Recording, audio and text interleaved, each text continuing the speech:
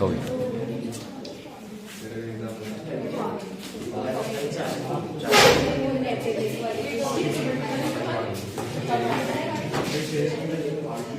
हाँ, last class में D block की फिजिकल प्रॉपर्टी हम कर रहे थे और फिजिकल प्रॉपर्टी में मेटेलिक कैरेक्टर, बीपीएमपी और एटॉमिक रेडियस 3 प्रॉपर्टी कर लिया था। नेक्स्ट है आयोनाइजेशन एंथैल्पी। क्या? Ionization enthalpy. आयोनाइजेशन एंथैल्पी से मतलब होता है कि minimum energy to remove the electron from the valence shell of an isolated gaseous atom. किसी गैसियस एटम के वैलेंस शेल में से इलेक्ट्रॉन को निकालने के लिए जो मिनिमम एनर्जी हम देते हैं, right, that is called ionization enthalpy. I से दिखाते हैं। ये गैसियस एटम है, इसमें से इलेक्ट्रॉन निकालना है ताकि ये कन्वर्ट हो जाए X प्लस में। इस गैसियस एटम में से इलेक्ट्रॉन निकालने के लिए जो हमें मिनिमम एनर्जी देनी पड़ती है, उसी एनर्जी को बोलते हैं आयोनाइजेशन एनर्जी। ठीक है ना? साइज पे डिपेंड करता है। जनरली साइज जितना छोटा होगा, इलेक्ट्रॉन जो है उस पे न्यूक्लियस का अट्रैक्टिव पोल उतना ज्यादा होगा और उस इलेक्ट्रॉन को रिमूव करना उतना मुश्किल होगा, आयोनाइजेशन एनर्जी उतनी ज्यादा होगी। ये तो जनरल है। इसकी यूनिट होती है जूल और किलो जूल पर मोल। जूल और किलो जूल पर मोल। यदि हम डी ब्लॉक के एलिमेंट की बात करें तो डी ब्लॉक एलिमेंट में generally high ionization enthalpy, there ionization enthalpy is high. Why is it high?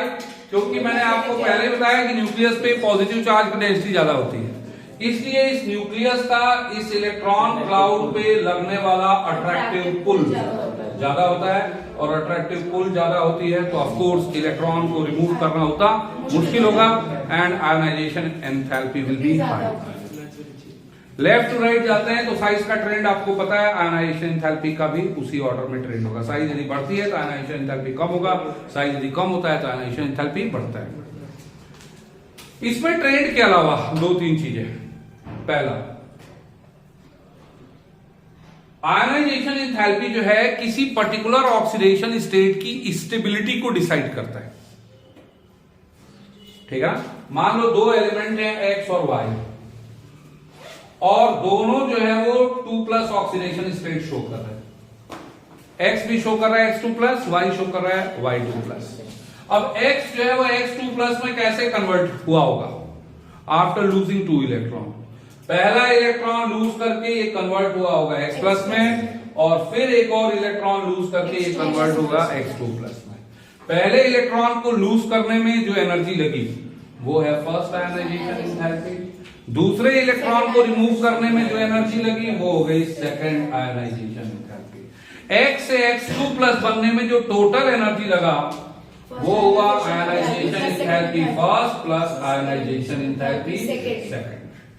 And in the same way Y जब Y2+ में कन्वर्ट हुआ होगा तो भी टोटल, ध्यान दो इधर, हाँ तुम्हें कह रहा हूं प्रकाश, Y जो है जब Y2+ में कन्वर्ट हुआ होगा तो भी टोटल एनर्जी जो लगी होगी वो होगी ionisation enthalpy first plus ionisation enthalpy second. अब ध्यान दो, ये ऑक्सीडेशन स्टेट 2+, मान लो X2+ ज्यादा स्टेबल है इन कंपैरिजन टू Y2+। इसका मतलब कि ये ज्यादा स्टेबल है, इसका मतलब कि X का X2+ में कन्वर्ट होना ज्यादा इजी होगा rather than to convert Y into Y2+, क्योंकि आपको पता है रिएक्टेंट प्रोडक्ट में कन्वर्ट होता है टू बिकम स्टेबल। प्रोडक्ट जितना ज्यादा स्टेबल होगा रिएक्टेंट का प्रोडक्ट में कन्वर्ट होना उतना आसान हो जाएगा। मेरे कहने का मतलब है कि आयोनाइजेशन एंथैल्पी जितना कम होगा पर्टिकुलर ऑक्सीडेशन स्टेट की स्टेबिलिटी उतनी ज्यादा होगी। तो यदि सवाल आ रहा है, समझ में आ गया? Is that fine? Sum of ionization enthalpy जितना कम होगा, राइट, उस पर्टिकुलर ऑक्सीडेशन स्टेट की stability of the particular oxidation state उतनी ज्यादा होगी। जैसे क्वेश्चन आता है कि निकिल का Cl2 NiCl2 is more stable then PtCl2, but Pt का Cl4 is more stable then NiCl2। या ये पूछा जा सकता है कि NiCl2 एग्जिस्ट करता है, NiCl4 डज नॉट, जबकि प्लैटिनम में PtCl4 exist but PtCl2 does not. अब ये क्वेश्चन पूछने वाले रीजनिंग की यही खासियत होती है कि क्वेश्चन में ही आंसर हिडन होता है। इसका Cl2 इसके Cl2 से ज्यादा स्टेबल है, इसका मतलब क्वेश्चन पूछने वाला खुद ही कह रहा है कि निकिल का जो 2+ है वो प्लेटिनम के 2+ से ज्यादा स्टेबल है। अब 2+ ऑक्सीडेशन स्टेट अटेन होने में जो टोटल एनर्जी लगी होगी वो sum of ionization enthalpy first plus ionization enthalpy second. इसका मतलब कि फर्स्ट 2 आयनाइजेशन एंथैल्पी का सम निकिल का कम होता है, किससे? प्लैटिनम से। इसलिए निकिल का 2+ ज्यादा स्टेबल होता है प्लैटिनम के 2+ से। लेकिन यहां पे ऑक्सीडेशन स्टेट है +4, +4 प्लैटिनम का ज्यादा स्टेबल है। अब +4 ऑक्सीडेशन स्टेट अटेन करने में 4 इलेक्ट्रॉन का लॉस हुआ होगा। जो टोटल एनर्जी लगी होगी वो होगी ionization enthalpy first plus second plus third plus 4। और क्वेश्चन खुद ही कह रहा है कि इसका 4+ ज्यादा स्टेबल है।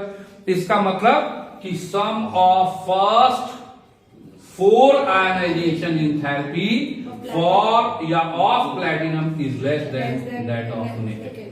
मतलब फर्स्ट 2 आयनाइजेशन एंथैल्पी तो निकिल का कम होता है, इसीलिए निकिल का +2 ज्यादा स्टेबल होता है। लेकिन फर्स्ट 4 आयनाइजेशन एंथैल्पी का सम प्लैटिनम का कम होता है, इसलिए प्लैटिनम का 4+ ज्यादा स्टेबल। Is that fine? तो किसी पर्टिकुलर ऑक्सीडेशन स्टेट की स्टेबिलिटी इस बात पर डिपेंड करती है। अब इसमें आप कॉन्फ़िगरेशन लिखो, half filled, full filled, there is no need. 2 element की 2 ऑक्सीडेशन स्टेट की, इसका 2+ ज्यादा स्टेबल है इसके 2+ से, जबकि इसका 4+ या 3+ ज्यादा स्टेबल है इसके 4+ 3+ है। तुरंत कंसेप्ट लगाना ये कि सम ऑफ आयनाइजेशन एंथैल्पी यदि कम है इसका मतलब वो ज्यादा स्टेबल है, वो पर्टिकुलर ऑक्सीडेशन स्टेट ज्यादा स्टेबल है। और सम ऑफ आयनाइजेशन एंथैल्पी यदि ज्यादा है इसका मतलब वो particular oxidation state is less stable. Is that fine? This is about ionization enthalpy. Next factor है, नेक्स्ट प्रॉपर्टी है in fact oxidation state. Oxidation state, oxidation state के बारे में 2-3 चीजें। पहला, जो डी ब्लॉक एलिमेंट है they exhibit variable oxidation state. 2-3 चीजें, वेरिएबल ऑक्सीडेशन स्टेट शो करता है। वेरिएबल ऑक्सीडेशन स्टेट का मतलब एक से ज्यादा ऑक्सीडेशन स्टेट शो करता है। इसका रीजन, ये डी ब्लॉक एलिमेंट की खासियत है। जब S block, P block element की आप कैरेक्टरिस्टिक्स पढ़ते हो तो डी ब्लॉक में कैरेक्टरिस्टिक है कि they do show variable oxidation state, they do behave like catalyst, they show catalytic property, they do form complexes, colored complexes, they do show magnetic behavior। ये सब प्रॉपर्टी है, characteristics हैं किसकी? D block element की या transition element की। तो variable oxidation state show करते हैं। एस और पी वेरिएबल ऑक्सीडेशन स्टेट नहीं शो करते, क्योंकि एस और पी में केवल वैलेंस शेल के इलेक्ट्रॉन रिएक्शन में पार्ट लेते हैं। या तो उसने वैलेंस शेल से इलेक्ट्रॉन एलिमेंट ने दे दिया, या वैलेंस शेल में इलेक्ट्रॉन ले लिया या शेयर कर दिया, एक पर्टिकुलर ऑक्सीडेशन स्टेट उसने शो किया। डी ब्लॉक में क्या है कि वैलेंस के साथ पेनल्टीमेट दोनों का पार्टिसिपेशन होता है। पार्शियली फिल्ड डी ऑर्बिटल होते हैं, वैलेंस तो पार्ट लेता ही है, पेनल्टीमेट शेल का भी पार्टिसिपेशन होता है वैलेंस के अंदर वाला shell, due to the presence of partially filled D orbital. इसलिए ये वेरिएबल वैलेंसी शो करते हैं, पहली चीज। दूसरा क्वेश्चन वैलेंसी के ऊपर ही, एक पर्टिकुलर ऑक्सीडेशन, पर्टिकुलर एलिमेंट का कॉन्फ़िगरेशन दे दिया कि एक एलिमेंट है जिसका कॉन्फ़िगरेशन है 4s2 3d3। कौन कौन से वो ऑक्सीडेशन स्टेट एग्जिबिट करेगा, ये दूसरा सवाल है। कि एलिमेंट आयरन नाम दे दिया कि आयरन कौन सा ऑक्सीडेशन स्टेट शो कर सकता है, कोबाल्ट कौन कौन सा ऑक्सीडेशन स्टेट शो कर सकता है, निकिल कौन सा शो कर सकता है, या एक एलिमेंट एक्स है जिसका कॉन्फ़िगरेशन है 4s2 3d3 या 3d2। What oxidation state the element can exhibit, तो 4s2 का मतलब फुलफिल्ड, 3d3 का मतलब कि इसके पास d में 3 है और 3 हाफ फिल्ड है। अब जब ये कंपाउंड बनाएगा तो कंपाउंड बनाने में, बॉन्ड बनाने में सिर्फ NS के इलेक्ट्रॉन पार्ट ले सकते हैं। NS के साथ N-1d का एक इलेक्ट्रॉन पार्ट ले सकता है, एक हाफ फील्ड। NS के साथ N-1d के दो इलेक्ट्रॉन पार्ट ले सकते हैं, दो हाफ फील्ड। और NS के साथ N-1d के तीनों इलेक्ट्रॉन पार्ट ले सकते हैं। These are the possibility. यदि सिर्फ NS का इलेक्ट्रॉन रिएक्शन में पार्ट लेता है तो इसका NS में दो इलेक्ट्रॉन है, इसके कंपाउंड में एलिमेंट का E का ऑक्सीडेशन नंबर होगा +2। NS के दो और N-1d का एक पार्ट लेता है तो E का ऑक्सीडेशन नंबर होगा +3। NS के साथ N-1d के दो इलेक्ट्रॉन पार्ट लेते हैं तो E का ऑक्सीडेशन नंबर होगा +4। और NS के साथ N-1d के तीनों पार्ट लेते हैं तो ऑक्सीडेशन नंबर भी +6। मतलब ये ऑक्सीडेशन नंबर, ऑक्सीडेशन स्टेट जो एग्जिबिट करेगा वो होगा +2 से लेके +5। अंडरस्टैंड? Is that fine? ये पॉसिबल ऑक्सीडेशन स्टेट हुआ। आया समझ में? अब दूसरी चीज ऑक्सीडेशन स्टेट में, तो पहला हो गया why does it show variable oxidation state? It show variable oxidation state. Why does it show? दूसरा हो गया कौन कौन से ऑक्सीडेशन स्टेट एक एलिमेंट जिसका कॉन्फ़िगरेशन हमें पता है वो शो कर सकता है। दूसरा। तीसरा, एक पर्टिकुलर ऑक्सीडेशन स्टेट की स्टेबिलिटी। सबसे ज्यादा क्वेश्चन आते हैं इसमें। Stability of a particular oxidation state.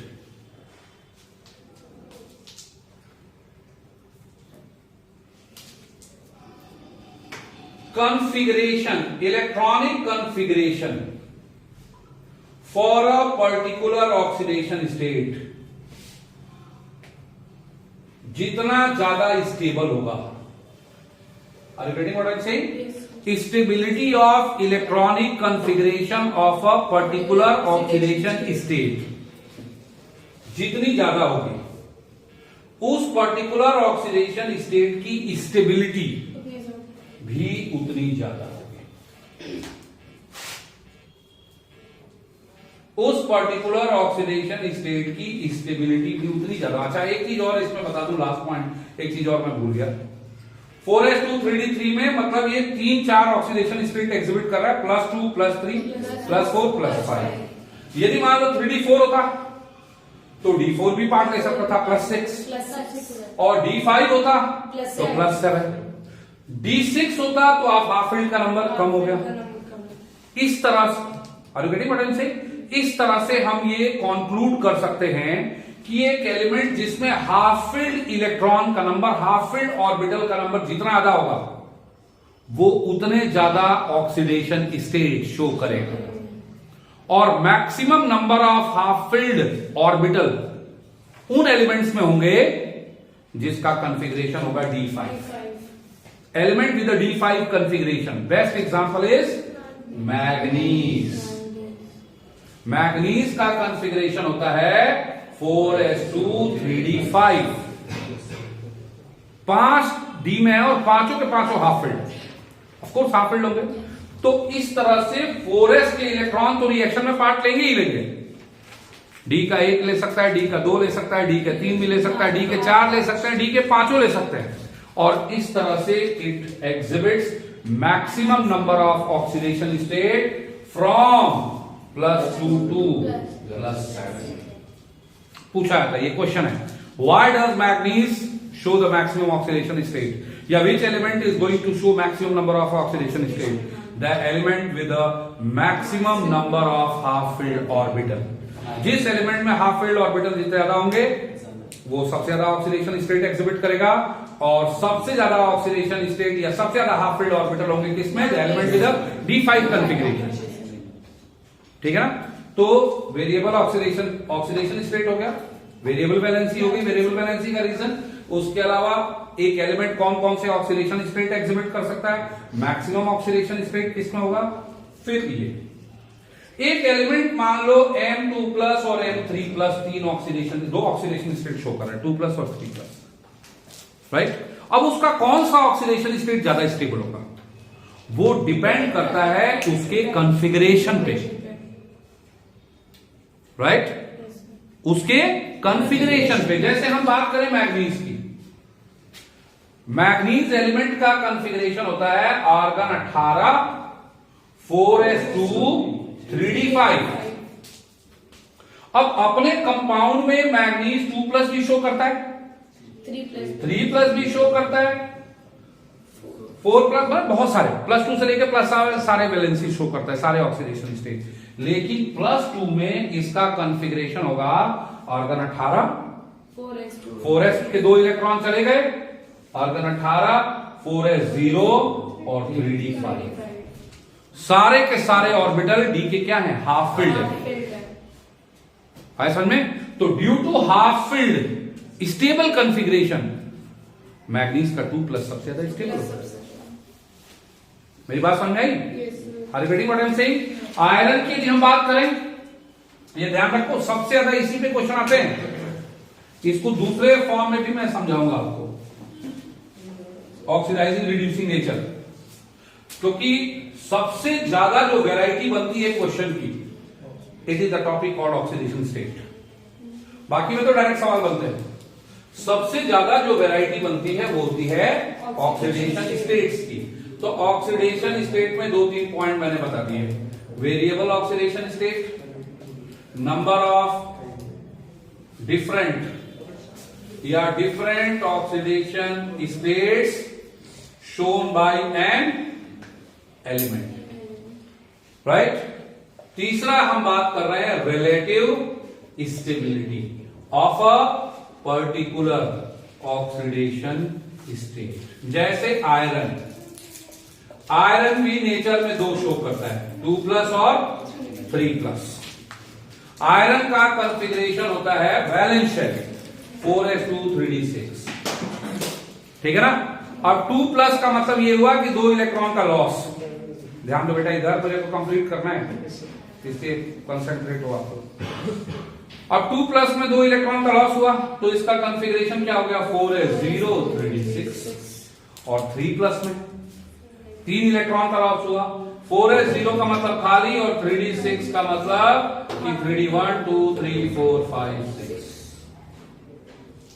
अब 3 प्लस का मतलब कि 4s भी खाली और d से एक और इलेक्ट्रॉन, तो इसका कॉन्फ़िगरेशन हो जाएगा 4s0 और 3d5। तो 3 प्लस में ऑफ कोर्स सारे के सारे ऑर्बिटल क्या हैं, हाफ फिल्ड है या फुल फिल्ड है, तो ऑफ कोर्स इसके 3 प्लस की जो स्टेबिलिटी होगी वो आयरन के 2 प्लस से ज्यादा। तो एक तरीका, इज दैट फाइन। किसी पर्टिकुलर एलिमेंट के ऑक्सीडेशन स्टेट की स्टेबिलिटी कंपेयर करना, किसी पर्टिकुलर ऑक्सीडेशन स्टेट में जितने ज्यादा फुलफिल्ड, यदि कॉन्फ़िगरेशन जितना ज्यादा स्टेबल होगा, उस पर्टिकुलर ऑक्सीडेशन स्टेट की स्टेबिलिटी उतनी ज्यादा होगी। Is that fine. इसी पे बेस्ड आगे का topic, oxidizing and reducing nature of a particular oxidation state. बहुत ज्यादा आते हैं इन पे सवाल। Mn का 3 प्लस जो है वो ऑक्सीडाइजिंग नेचर का है, जबकि Fe का 2 प्लस रिड्यूसिंग नेचर का है। वाई?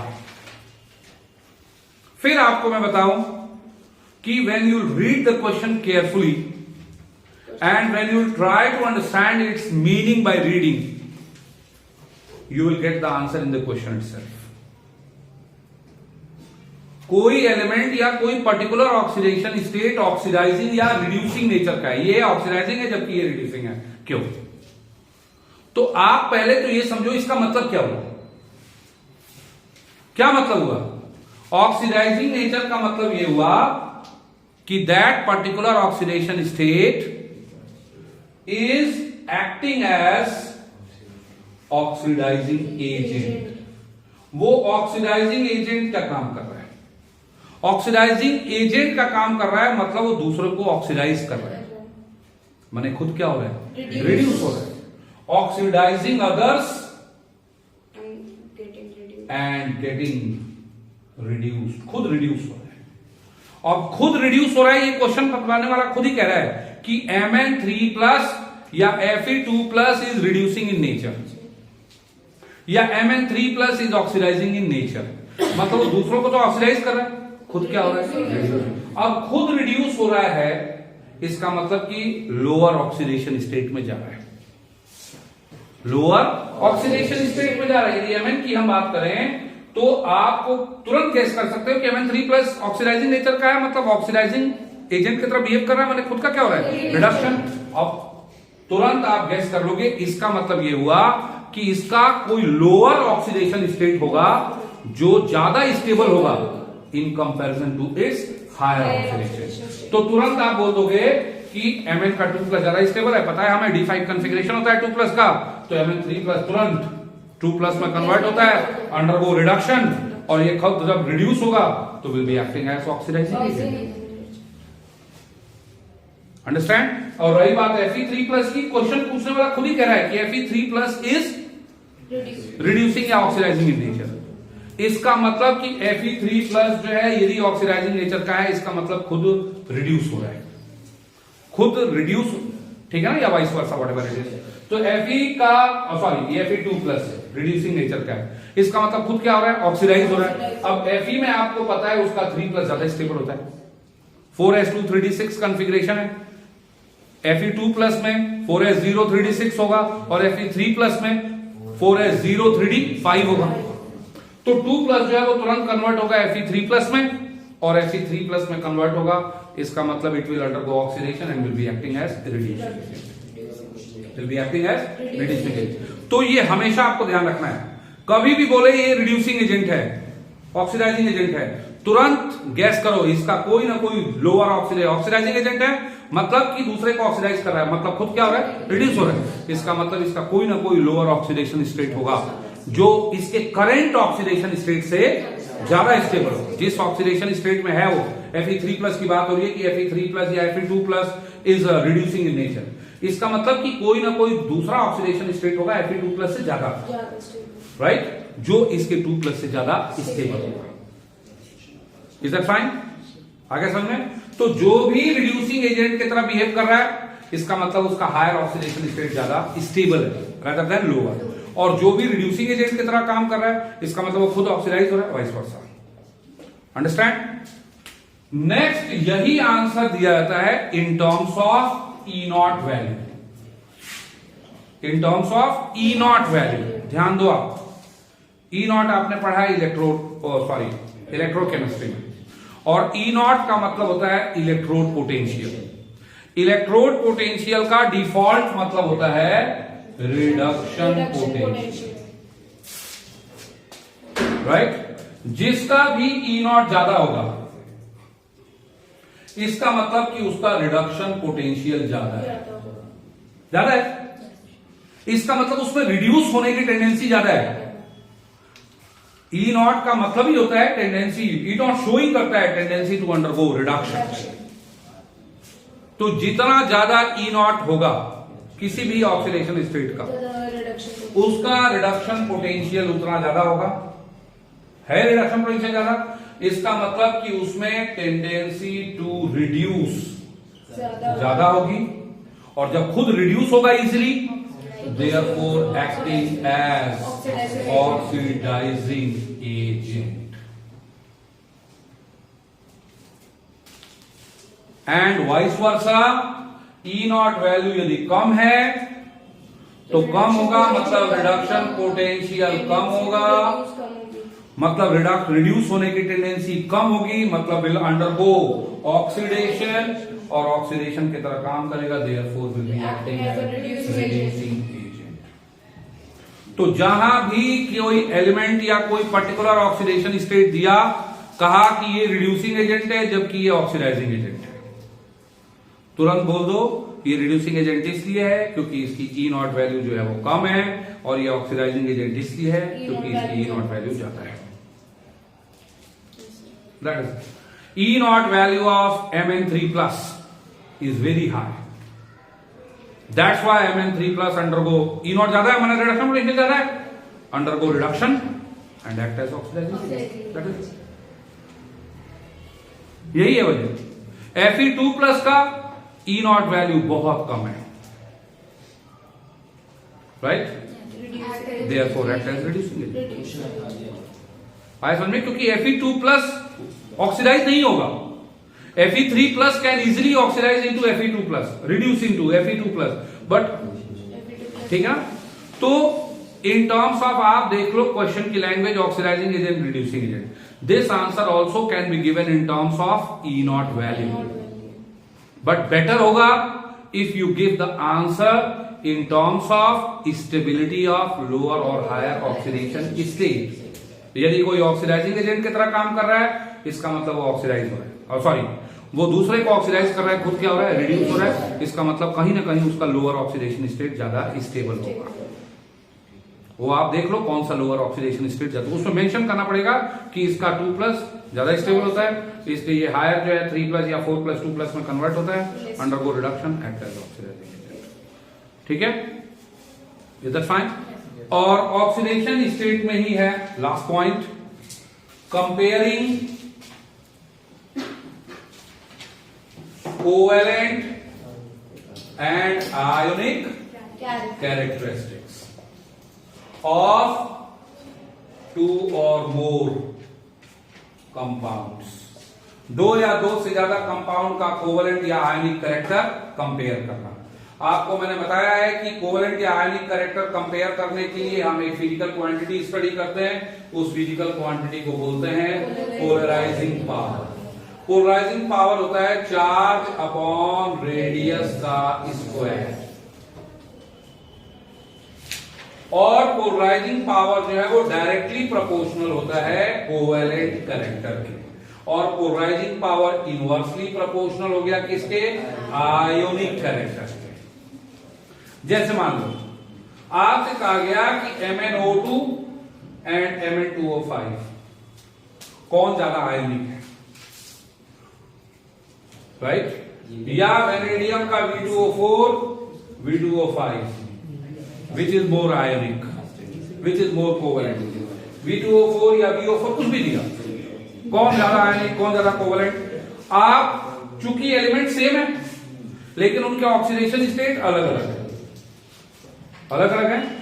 MnO2 में Mn का ऑक्सीडेशन स्टेट होगा X-4 = 0, X = +4, और इसके अंदर 2X = 10, तो X = +5। एक मैग्नीज का ऑक्सीडेशन स्टेट X, तो 2 मैग्नीज पे चार्ज हो गया 2X, एक ऑक्सीजन पे होता है चार्ज -2, तो 5 ऑक्सीजन पे होगा -10, 2X - 10 या 2X = 10, X = +5। चूंकि एलिमेंट सेम है, ये तो तय है कि इन दोनों का आयनिक कोवेलेंट कैरेक्टर कंपेयर करना है, तो we will go for polarizing power. Polarizing power, अब पोलराइजिंग पावर भी 2 चीजों पर डिपेंड करता है, चार्ज और रेडियस। रेडियस पे हम जाएंगे नहीं क्योंकि एलिमेंट सेम है, तो हम क्या करेंगे, दोनों का ऑक्सीडेशन स्टेट, चार्ज कैलकुलेट करेंगे। चूंकि Mn2O5 में Mn+5 की स्थिति में, +5 ऑक्सीडेशन स्टेट में, तो Mn चार्ज ज्यादा है, तो ऑफ कोर्स इसकी पोलराइजिंग पावर क्या होगी, ज्यादा होगी। डायरेक्ट आप लिख दोगे कि polarizing power of Mn5+ is more than Mn2+, और चूंकि इसकी पोलराइजिंग पावर ज्यादा है, तो ऑफ कोर्स इसका कोवेलेंट कैरेक्टर भी ज्यादा है। Is that fine? आ गया समझ में? आया कि नहीं समझ में? या वाइस वर्सा, यदि मान लो, कुछ कह रहे हो? हैं? अरे भागा नहीं, पूछ के गए, भाग गए। तो यदि सेम एलिमेंट के कंपाउंड को आप कंपेयर कर रहे हो, तो you will be comparing on the basis of their charge, क्योंकि रेडियस तो सेम आएगा।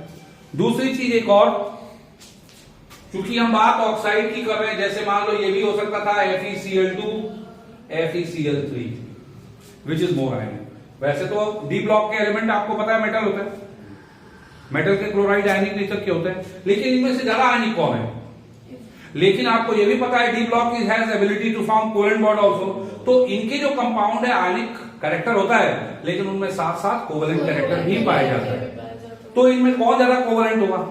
तुरंत आयनिक कोवेलेंट कैरेक्टर कुछ भी कंपेयर करना हो, पोलराइजिंग पावर, ये +2 ये +3 चार्ज के बेसिस पे कंपेयर करेंगे, क्योंकि रेडियस लेंगे नहीं। क्यों रेडियस नहीं लेंगे? क्योंकि एलिमेंट सेम है। तुरंत आप आंसर लिखने का तरीका, polarising power of Fe3+ is more than Fe2+। और पोलराइजिंग पावर ज्यादा होगा तो ऑफ कोर्स इसका कोवेलेंट कैरेक्टर ज्यादा होगा इससे, और इसका आयनिक कैरेक्टर ज्यादा होगा इससे, Fe3 से। That's it। इसी से रिलेटेड एक और चीज बता दे रहा हूं।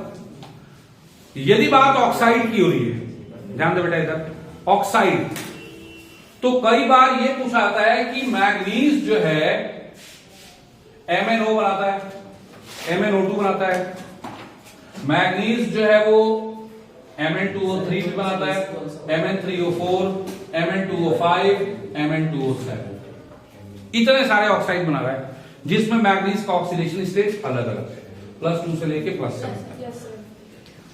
इनमें वो कौन सा ऑक्साइड है जो सबसे ज्यादा बेसिक होगा? वैसे तो आप ये एक्सपेक्ट करना 10वीं क्लास की केमिस्ट्री, पी ब्लॉक है नहीं आपके कोर्स में, इनऑर्गेनिक के नाम पे डी ब्लॉक ही है। आपने 10वीं क्लास की केमिस्ट्री लगाओगे तो भी पता करोगे कि ऑक्साइड के नेचर के रिगार्डिंग आपने पढ़ा है जूनियर केमिस्ट्री में कि मेटल के ऑक्साइड नेचर वाइज बेसिक होता है और नॉन मेटल के ऑक्साइड नेचर वाइज एसिडिक होता है। नॉन मेटल के ऑक्साइड यहां आएंगे नहीं क्योंकि सारे के सारे नॉन मेटल पी ब्लॉक में है। तो यदि ऑक्साइड के नेचर की बात होगी तो डी ब्लॉक से ही होगी बात, और डी ब्लॉक में सारे के सारे क्या है? मेटल। तो as per our expectation all the D block oxides are going to be basic. हाँ, कोई ज्यादा बेसिक, कोई कम बेसिक। क्या ज्यादा होता है? बेसिक तो इन्होंने बताया नहीं, अब बता रहा हूं बेसिक तो अब बता रहा हूं। बेसिक कैरेक्टर मैंने बताया नहीं कि कौन ज्यादा बेसिक होगा कौन ज्यादा एसिडिक होगा, मैंने सिर्फ आयनिक कैरेक्टर बताया था कि किसका आयनिक ज्यादा किसका कम आयनिक। तो ये ध्यान रखना कि जिसमें जितना ज्यादा आयनिक कैरेक्टर होगा उसका ऑक्साइड उतना ज्यादा बेसिक होगा, क्योंकि मेटल के ऑक्साइड नेचर वाइज आयनिक होता है। जितना ज्यादा मेटेलिक कैरेक्टर होगा आयनिक कैरेक्टर भी उतना ज्यादा होगा, या जितना ज्यादा आयनिक कैरेक्टर होगा उसमें मेटेलिक कैरेक्टर उतना ज्यादा होगा, और जितने ज्यादा मेटेलिक कैरेक्टर होगी उसके ऑक्साइड की बेसिसिटी भी उतनी ज्यादा होगी। तो आप देख लो, जिसका पोलराइजिंग पावर सबसे ज्यादा है, जिसमें कोवेलेंट कैरेक्टर सबसे ज्यादा है, उसके ऑक्साइड की बेसिसिटी सबसे कम होगी, क्योंकि बेसिसिटी ऑफ ऑक्साइड, ये लिख लो word, basicity of oxide is directly proportional to its ionic character and inversely proportional to its polarizing power। तो जितना कम पोलराइजिंग पावर होगा उसमें आयनिक कैरेक्टर उतना ज्यादा होगा, और जितना ज्यादा आयनिक कैरेक्टर होगा उसकी बेसिसिटी उतनी ज्यादा होगी। सबसे ज्यादा बेसिक MnO और सबसे कम बेसिक Mn2O7। Mn2O7 में तो इतना ज्यादा कोवेलेंट नेचर होता है क्योंकि Mn का चार्ज +7 है। अभी पढ़ दूंगा, ध्यान देगा। वहां तो 15 मिनट खाली बैठे थे, ओह 15 मिनट पूरे टाइम सुरेश सर के वेट करते करते तक पेपर तो Mn का ऑक्सीडेशन स्टेट +7 है, +7 मतलब चार्ज इज वेरी हाई। इतना ज्यादा पोलराइजिंग पावर होगा, charge upon radius square, charge इतना ज्यादा है, पोलराइजिंग पावर इतना ज्यादा होता है कि मेटल ऑक्साइड होने के बावजूद भी इसका नेचर जो है वो अपोजिट में है। ठीक है ना? अपोजिट का मतलब एम्फोटेरिक नेचर का है। वही समझ में आया क्या? कुछ खाली पढ़ा रहा हूं, कुछ अटेंड भी होगा या नहीं? आर्यन कोई पूछेगा लैंथेनाइट कॉन्ट्रैक्शन तो वो तो बता देंगे। नहीं, अब इसके क्वेश्चन करेंगे ना एनसीईआरटी से, तब जरूर। तो इधर देखो, फिर से मैं बता दूं, ऑक्सीडेशन स्टेट में इतनी सारी चीजें आपको ध्यान रखना है। दोबारा बता दे रहा हूं। पहली चीज ऑक्सीडेशन स्टेट में मैंने बताया कि D block element show variable oxidation. Why do they show variable oxidation state? Because of participation of Ns and N-1d orbital in the chemical reaction, या they have partially filled d orbital जो chemical reaction में part लेते हैं। उसके बाद मैंने बताया कि एक एलिमेंट कौन कौन से ऑक्सीडेशन स्टेट एग्जिबिट कर सकता है, कॉन्फ़िगरेशन के साथ साथ ऑक्सीडेशन स्टेट की स्टेबिलिटी कौन कौन से शो कर सकता है वो बता दिया हमने। फिर comparison of stability of a particular oxidation state of a metal. Metal जो है वो 2-3 ऑक्सीडेशन स्टेट एग्जिबिट कर रहा है, तो उसमें कौन सा ऑक्सीडेशन स्टेट सबसे ज्यादा स्टेबल होगा। जिस ऑक्सीडेशन स्टेट में हाफ फील्ड या फुल फील्ड कॉन्फ़िगरेशन होगा, ऑफ कोर्स उस पर्टिकुलर ऑक्सीडेशन स्टेट की स्टेबिलिटी उतनी ज्यादा होगी। तीसरा ऑक्सीडाइजिंग रिड्यूसिंग नेचर।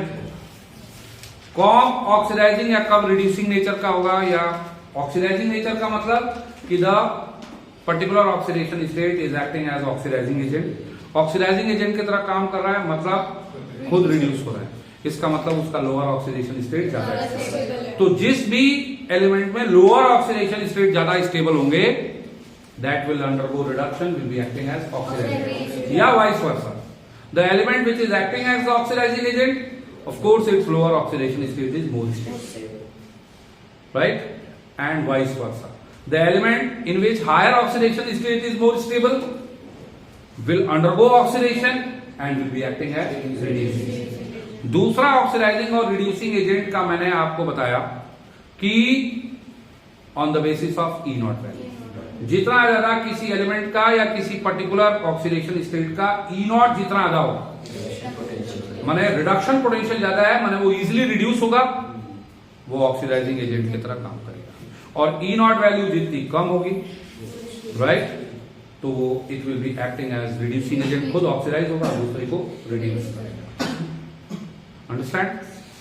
और लास्ट में मैंने बताया कि कैसे कंपाउंड के कोवलेंट और आयनिक कैरेक्टर को कंपेयर करते हैं। आयनिक और कोवलेंट कैरेक्टर को कंपेयर करने के लिए चार्ज अपॉन रेडियस का स्क्वायर, पोलराइजिंग पावर। एक ही एलिमेंट के बहुत सारे कंपाउंड हैं, तो जितना ज्यादा चार्ज होगा उस मेटल पे, उसका पोलराइजिंग पावर ज्यादा होगा, तो उसमें कोवलेंट कैरेक्टर ज्यादा होगा, और कोवलेंट कैरेक्टर ज्यादा होगा तो उसके ऑक्साइड की बेसिसिटी उतनी कम होगी। माने ऑक्सीडेशन नंबर ऑफ एम जितना ज्यादा, उसका पोलराइजिंग पावर, ये लिखना, polarising power of Mn plus उतना ज्यादा, उसमें कोवेलेंट कैरेक्टर उतना ज्यादा, and therefore basicity of oxide उतनी कम। एसिडिटी के बारे में हम बात ही नहीं कर रहे, क्योंकि एसिडिक ऑक्साइड वाले कोई इस तरह का है, बेसिसिटी डी ब्लॉक की बात अपन करेंगे। Is that fine? Polarising power को वर्ड्स में कैसे डिफाइन करेंगे? पोलराइजिंग पावर को डिफाइन नहीं करना, माने पोलराइज का करने का तो मतलब है कि एक आयन जो है वो दूसरे आयन को कितना पोलराइज कर रहा है, तो उसके लिए तो मुझे फजन्स रूल पूरा बताना पड़ेगा। तो पोलराइजिंग पावर आपको नहीं डिस्क्राइब करना, तो पोलराइजिंग पावर तो आपको नहीं डिस्क्राइब करना, बस आप ये लिख दो कि Mn, बहुत खुश हो रहे हो, एकदम हंसी कंट्रोल ही नहीं हो रही। तो उस पर्टिकुलर Fe2O3 FeO कंपेयर करना है, तो Fe2O3 में आपको पता है Fe3+ के फॉर्म में, और FeO में Fe2+ के फॉर्म में। तुरंत आप लिख दोगे Fe3+ का पोलराइजिंग पावर Fe2+ से ज्यादा। टाइम हो गया क्या?